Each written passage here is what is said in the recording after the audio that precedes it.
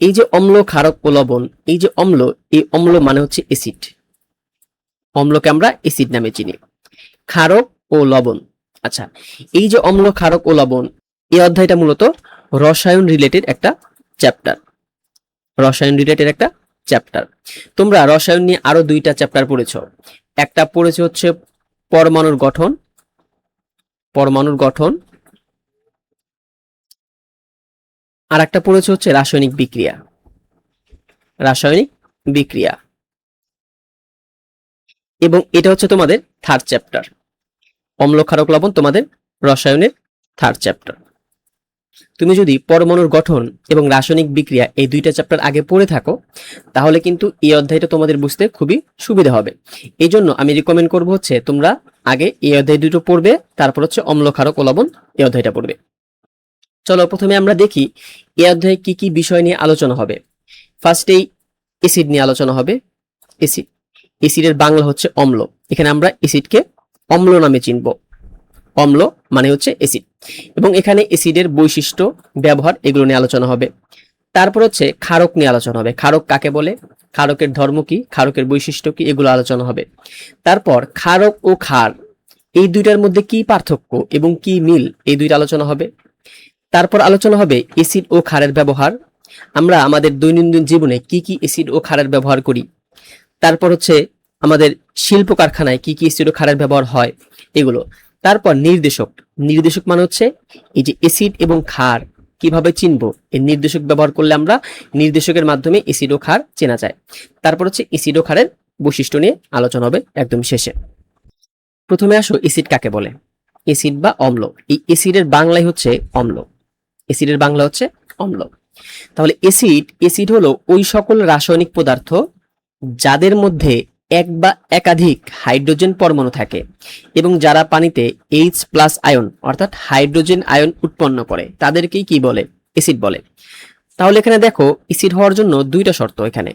একটা কি, যে এসিড হলো ওই সকল রাসায়নিক পদার্থ যাদের মধ্যে এক বা একাধিক হাইড্রোজেন পরমাণু থাকে, এটা একটা শর্ত। এদের ভিতরে কি থাকবে, হাইড্রোজেন পরমাণু থাকতে হবে। হাইড্রোজেন পরমাণু কোনটা, H পরমাণু। এই যে এটা হচ্ছে কি তোমার হাইড্রোজেন পরমাণু, H পরমাণু থাকবে। এই যে হাইড্রোজেন, এটা থাকবে, হাইড্রোজেন পরমাণু থাকবে। তারপর এরা যখন পানিতে দেওয়া হবে এদেরকে পানির ভিতরে, তখন এরা কি করবে, H+ আয়ন উৎপন্ন করবে। এটা হচ্ছে দ্বিতীয় শর্ত, যে এরা কি করবে, পানিতে H+ আয়ন উৎপন্ন করবে। তাহলে চলো আমরা এমন দুই একটা যৌগ দেখি যারা পানিতে H+ আয়ন উৎপন্ন করে এবং এদের ভিতরে হাইড্রোজেন আছে। আমরা অ্যাসিড কয়েকটা দেখি। প্রথমে হচ্ছে আমাদের সবার পরিচিত হাইড্রোক্লোরিক অ্যাসিড, HCl। হাইড্রোজেন আর ক্লোরিন মিলে গঠন করে HCl বা হাইড্রোক্লোরিক অ্যাসিড। এটাকে যখন পানির ভিতরে দেওয়া হয়, তখন সে পানির ভিতরে এই যে H2O মানে হচ্ছে পানি, H2 দ্বারা পানি বোঝায়, H2 হচ্ছে পানি, H2O এটা মানে হচ্ছে পানি। পানির রাসায়নিক সংকেত হচ্ছে H2O। যখন হাইড্রোক্লোরিককে পানির ভিতরে দেওয়া হয়, তখন সে হাইড্রোক্লোরিক পানির ভিতরে ভেঙে সে উৎপন্ন করে H+ যোগ Cl মাইনাস, মানে কি একটা অ্যানায়ন এবং একটা ক্যাটায়নে সে বিশ্লেষিত হয়। একটা হাইড্রোজেন প্লাস আয়ন একটা হাইড্রোজেন প্লাস আয়ন উৎপন্ন করে আর একটা ক্লোরিন মাইনাস আয়ন উৎপন্ন করে। এটা হচ্ছে হাইড্রোক্লোরিক অ্যাসিড। তারপর দেখো যখন আরেকটা অ্যাসিড আমরা নেই, সালফিউরিক অ্যাসিড, H2SO4, H2SO4। এই সালফিউরিক অ্যাসিডকে যখন পানির ভিতরে দেওয়া হয়, তখন সালফিউরিক অ্যাসিড পানির সাথে বিশ্লেষিত হয়ে উৎপন্ন করে হাইড্রোজেন কয়টা, দেখো দুইটা, এই যে দুইটা হাইড্রোজেন, 2H+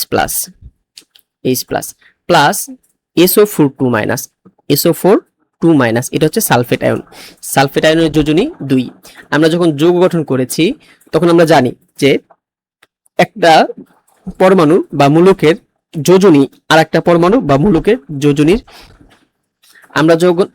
আমরা যখন যৌগ গঠন করেছি তখন জানি যে একটা পরমাণুর যোজনী বা মূলকের যোজনী আর একটা পরমাণু বা মূলকের নিচে চলে যায়, বদল হয়, স্থান বদল হয়। তো হাইড্রোজেনের যোজনী সালফেটের কাছে আছে আর সালফেটের যোজনী হাইড্রোজেনের কাছে আছে। তো সালফেটের যোজনী কত, 2। আর এই যে 2টা, এটা হচ্ছে হাইড্রোজেনের সংখ্যা। তারপর দেখো এটা হচ্ছে কি সালফিউরিক অ্যাসিড।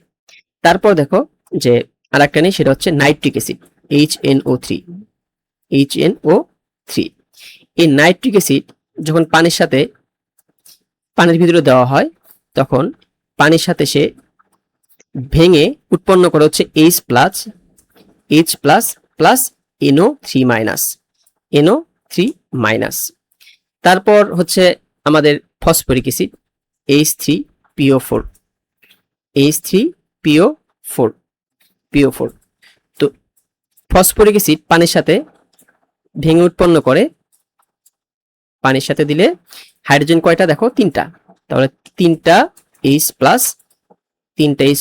প্লাস আর এই তিনই হচ্ছে এই যে ফসফেট অণুর যোজনী, তাহলে PO4 3 মাইনাস। তারপর আরেকটা হচ্ছে perchloric acid HClO4 HCl, hydrogen chlorine আর 4টা অক্সিজেন। এটা পানির সাথে বিক্রিয়া করে উৎপন্ন করবে হচ্ছে, পানির সাথে দিলে H প্লাস, হাইড্রোজেন কয়টা, একটা, আর ClO4 মাইনাস। এটা হচ্ছে পারক্লোরেট আয়ন। এবার চলো আমরা এখানে কয়েকটা তোমার মূলক পড়েছি এখানে, দেখো যেগুলো তুমি যদি একটু জানো ভালো করে তোমাদের খুব সুবিধা হবে অ্যাসিডটা ভাঙাতে। প্রথম হচ্ছে ক্লোরিন, হাইড্রোজেনের যোজনী কত, 1, হাইড্রোজেনের যোজনী হচ্ছে 1, যোজনী 1। তারপর এই যে সালফিউরিক অ্যাসিডের মধ্যে সালফেট আয়ন SO4 2 মাইনাস, এর যোজনী হচ্ছে তোমার 2, এর যোজনী 2, এটা হচ্ছে সালফেট আয়ন, সালফেট আয়ন। তারপর নাইট্রিক অ্যাসিডের দেখো এই যে এটা হচ্ছে নাইট্রেট আয়ন NO3 মাইনাস, এর যোজনী কত দেখো, 1, এর নাম হচ্ছে নাইট্রেট আয়ন। তারপর 3 নম্বর দেখো ফসফরিক অ্যাসিড থেকে এটার ফসফেট আয়ন PO4 3 মাইনাস, এর যোজনী হচ্ছে তোমার 3, তো 3 এর নাম কি, ফসফেট আয়ন। তারপর লাস্টটা পারক্লোরিক অ্যাসিড থেকে ClO4 মাইনাস, এর যোজনী কত, এই যে মাইনাস মানে শুধু 1 আর কি, পারক্লোরেট আয়ন।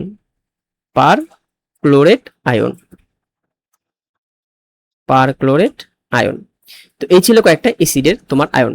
এবার দেখো তুমি কিন্তু ভাঙতে পারবে। সালফেটের যোজনী 2, তার মানে কি এর সাথে কয়টা হাইড্রোজেন আসবে, 2টা হাইড্রোজেন আসবে। হাইড্রোজেন কি করে, প্লাস আয়ন উৎপন্ন করে, তাহলে 2টা মাইনাসের সাথে 2টা কি আসবে, প্লাস আসবে। এই জন্যই দেখো সালফেটের সাথে 2টা হাইড্রোজেন আসছে H2SO4, যেখানে সালফেটের যোজনী 2 এবং হাইড্রোজেনের যোজনী 1, এটা কোথায় আছে, সালফেটের কাছে আছে, কিন্তু 1 তো আমরা লিখি না। তারপর নাইট্রিক অ্যাসিড দেখো, এই যে নাইট্রেট তোমার মূলক, নাইট্রেট মূলকের যোজনী হচ্ছে 1, আবার হাইড্রোজেনের যোজনী কত, 1, তাহলে হাইড্রোজেনের যোজনী 1 আর নাইট্রোজেনের যোজনী 1, দুইটা প্লাস মাইনাসে 1 হবে। দেখো এই যে হাইড্রোজেনের যোজনী নাইট্রেটের কাছে আছে আর নাইট্রেটের যোজনী হাইড্রোজেনের কাছে আছে, যেহেতু দুইটাই 1 এই জন্য লেখা হয় নাই। আবার এখানে দেখো ফসফরিক অ্যাসিড, এই ফসফরিক অ্যাসিডের ক্ষেত্রে তোমার ফসফেটের যোজনী কত দেখো, 3, PO4 3 মাইনাস, তাহলে 3 মাইনাসের সাথে হাইড্রোজেন প্লাস আসবে কয়টা, 3টা, এই যে H3PO4।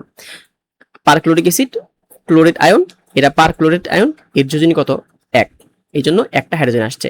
তো তখন তুমি যখন ভাঙাবে তখন দেখবে এখানে কয়টা হাইড্রোজেন আছে,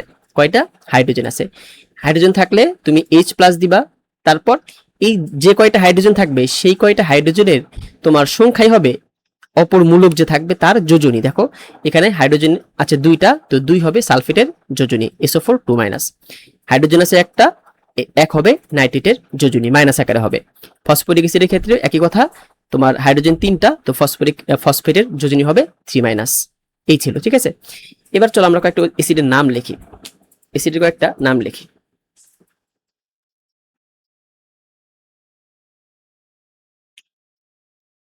আমরা যে কয়টি অ্যাসিডের নাম শিখলাম দেখো একটু।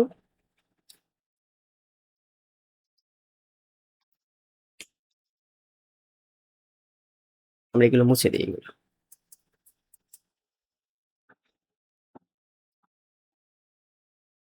এটা মুছে দিব।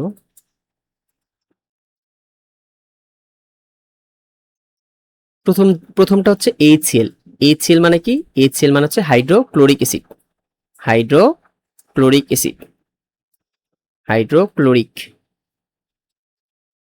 অ্যাসিড।